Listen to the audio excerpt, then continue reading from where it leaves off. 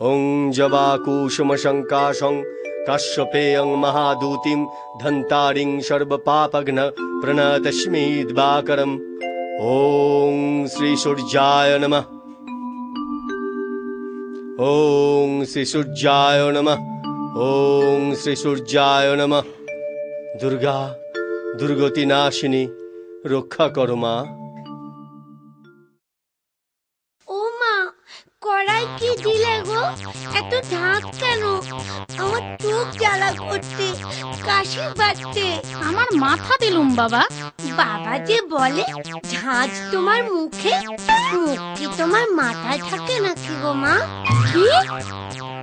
ওই গো গিন্নি, খেতে দাও।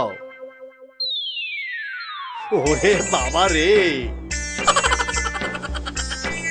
বাবা, পোড়ার মুখ মিনসে আমার ছেলেটাকে পর্যন্ত আমার নামে বলেছে। মর মর হতবাগা। ওরে বাবা রে!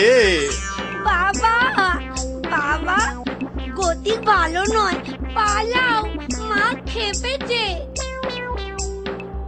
ওরে বাবা রে! ও মা, শিগগিরই দেখবে এসো গো, তুমি বাবাকে মেরে ফেললে গো। গিন্নি, তুমি আমার একই সর্বনাশ করলে গো। আমার মাথা চেলা করে ঘিলু একেবারে বের করে দিলে গো। বাবা রে! সে কি? ওগো, আমার কি সর্বনাশ হয়ে গেল গো। ওগো,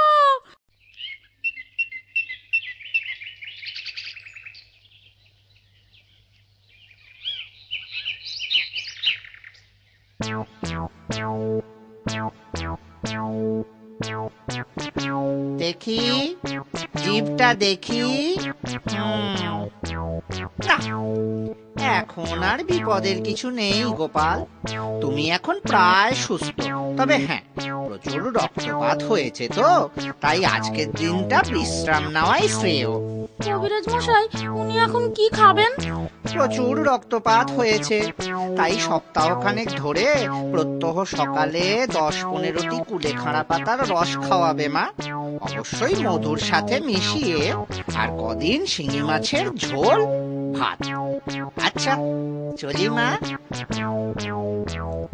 আহা গো, মা দুর্গার কৃপায় আজ তোমায় ফিরে পেলাম।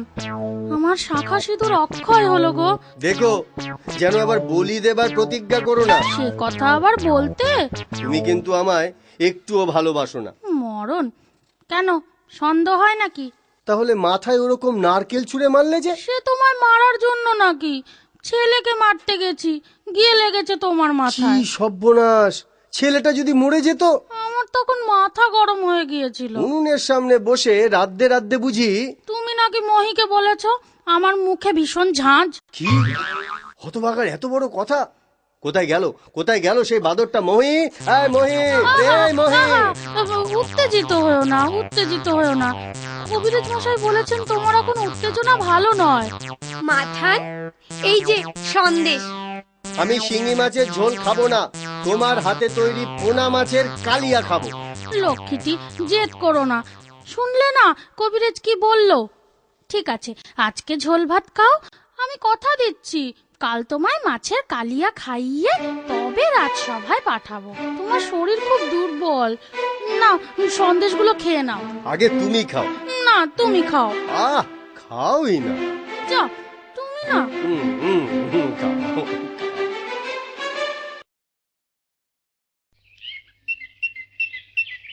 দুর্গা, দুর্গা, গিন্নি, যাচ্ছি গো। যাই বলতে নেই, বলো আসি। বউয়ের আমার সব দিকে নজর। আমার দুষ্টু বউ, সোনা বউ। কাতামা, আমি কিন্তু সব দেখে ফেলেছি। এ মা! দেখেছিস তো কি হয়েছে? আমি তো আমার বউকে ইয়ে করছি, পরের বউ তো নয়। যত সব। সাবধানে যেও আর তাড়াতাড়ি এসো। দুর্গা, দুর্গা, দুর্গা, দুর্গা। দিলি তো কর্তা বাবার মেজাজটা বিগড়ে। ও রাগ রাগ নয় গো মাথান, অনুরাগ। দেখবে রাজসভা থেকে ফেরার সময় কর্তা বাবা আবার কত বড় রুই মাছ আনবেন। কেন? বাহ, তখন কর্তা বাবা বলল না যে রাত্রে রুই মাছের চাকার তেল গড়গড়ে ঝাল খাবে। ওহ, তুই পারিসও বটে বাতাসি। নে চ, এখন চিষ্টির কাজ পড়ে আছে, হাতে হাতে শেষ করি। হ্যাঁ, তাই চলো কর্তা মা, তাই চলো।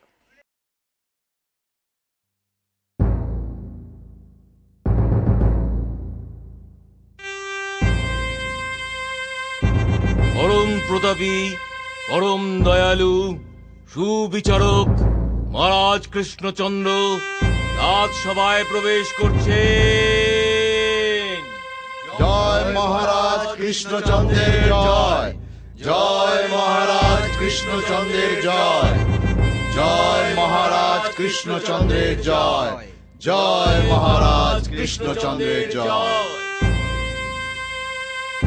দেখি আজও গোপাল আসেনি? বেশি খেয়ে খেয়ে পেট মোটা হয়ে গেছে মহারাজ, একটু শুকক, তারপর দেখবেন আবার কেমন সুরসুর করে চলে আসবে। ওই দেখুন মহারাজ কে আসছে। গোপাল, এ কি অবস্থা তোমার? এমন দশা তোমার কে করলো? মহারাজ আপনি বড় বোকা। কেন? মহারাজ গোপাল আর সেই ননী গোপাল নেই, কেষ্টনগরের বিনিকেষ্ট হয়ে গেছে। দেখুন কোন গোপিনীর বস্ত্র হরণ করতে কে গুঁতো খেয়েছে। দেখি কিসের গুঁতো খেয়েছে গোপাল? পাকে না চালা কাটে? মালার ভাই। দেখি এ তো বড় আশ্চর্য ব্যাপার ভাই। কেন আশ্চর্য হবার কি আছে? স্বর্গ থেকে ইন্দ্রের গলায় মারা পড়ে দশরথের মা ইন্দুমতি যদি মারা যায়, তাহলে আমার মাথায় মালা পড়ে মাথা ফেটে যাবে না কেন ভাই? তা মালাটি কিসের আর ফেললই বা কে? আগে মহারাজ, মালাটি নারকেলের, ফেলেছে আমার গিন্নি। ঠিক আছে ঠিক আছে, ওসব তোমাদের ব্যক্তিগত ব্যাপার, আমাদের নাক না গলানোই ভালো। তুমি বরং তোমার নিজের আসনটি অলঙ্কৃত করো। যথা আজ্ঞা মহারাজ।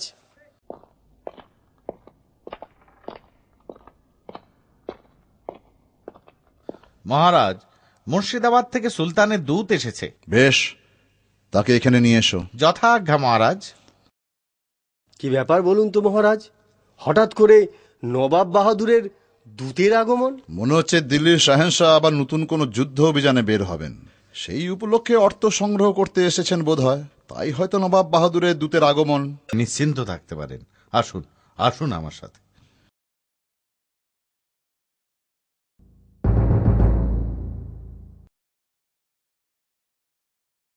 বন্দেগি সুলতান বাহাদুর। কি খবর দূত? মহারাজা কৃষ্ণচন্দ্র আপনার পত্রের জবাবে এই পত্রখানা আপনাকে পাঠিয়েছেন।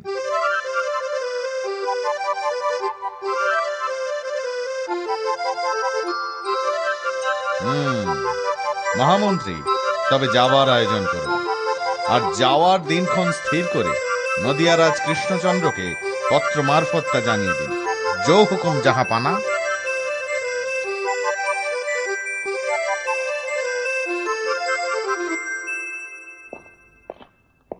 বন্দেগি নবাব বাহাদুর?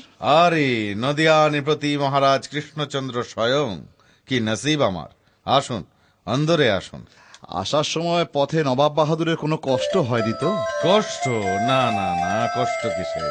চওড়া রাজপথ, ছায়া ঘন পরিবেশ, বরং মুর্শিদাবাদের থেকে শতগুণে ভালো আপনার এই নদিয়ার রাজ্য। তারপর রাজা এ দুটিকে। আগে এরা দুজনে আমার মন্ত্রী, এ হবুচন্দ্র সেলাম নবাব বাহাদুর। আর এ গবুচন্দ্র। এলাম নবাব বাহাদুর। সেলাম মালিক। আগে মালিক, অতিথিদের জন্য কিছু। ও হ্যাঁ হ্যাঁ হ্যাঁ, পাত্রটা এখানে রাখো। নিন, কিছু শুকনো ফল আছে, সুদূর পারস্য দেশ থেকে আনা, খেয়ে দেখুন। নিশ্চয়ই নিশ্চয়ই। সুলতান বাহাদুর, আমার একটি নিবেদন ছিল। বলুন, কি নিবেদন?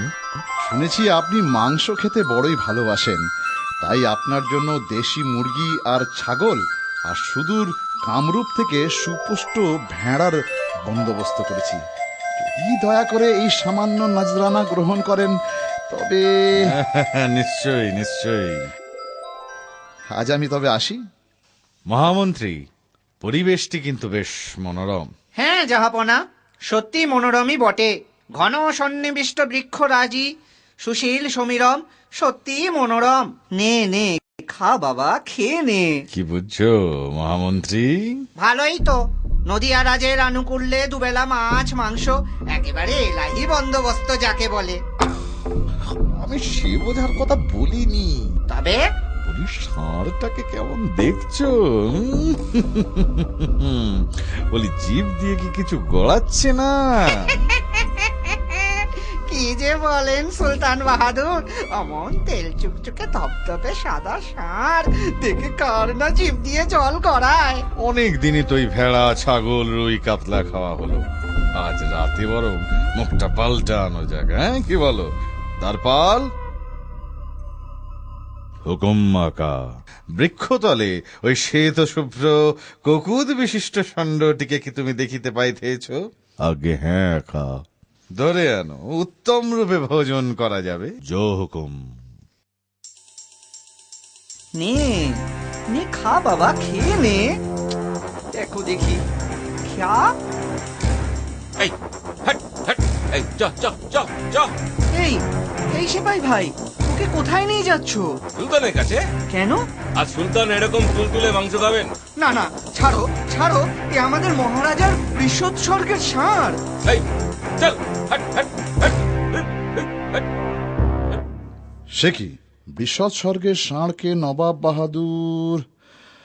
এখন কি হবে কুলগুরু?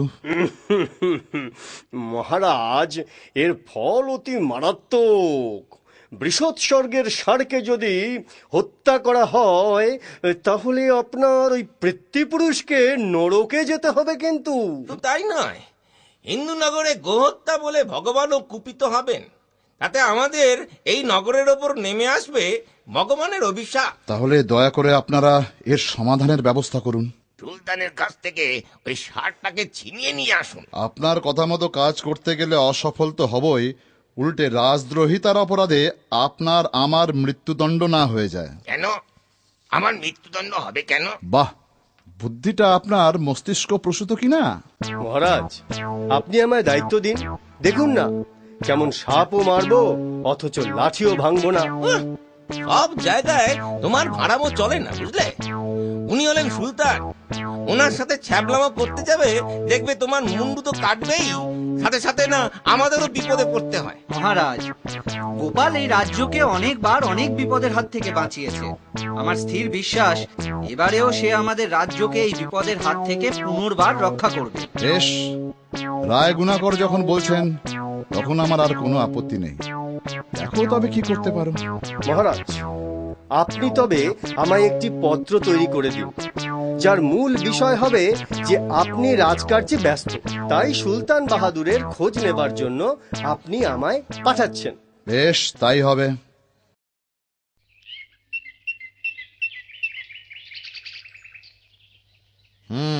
শোনো হাড়ি। হারি নয় সুলতান বাহাদুর, ভার, গোপাল ভার, মহারাজের বিদূষক। হ্যাঁ হ্যাঁ হ্যাঁ, গোপাল ভাঁড়, মহারাজের বিদূষক। শোনো, মহারাজকে বলো আমি এখানে যথেষ্ট ভালো আছি। এখানকার স্বাস্থ্যকর পরিবেশের জন্য শরীরে আমি দ্বিগুণ বল অনুভব করছি। ইচ্ছে আছে আরো কিছুদিন এখানে থাকবো। তো বেশ তো সুলতান বাহাদুর, থাকুন না। এতে আমরা নদিয়াবাসী সাথে মহারাজ পর্যন্ত যথেষ্ট আনন্দিত হবেন। আচ্ছা সুলতান বাহাদুর, এই ষাঁড়টা এখানে এলো কি করে? হ্যাঁ, আমার এই ষাঁড়টাকে খেতে খুব ইচ্ছে হয়েছে, তাই বেঁধে রাখা হয়েছে। সন্ধ্যায় কতল করা হবে।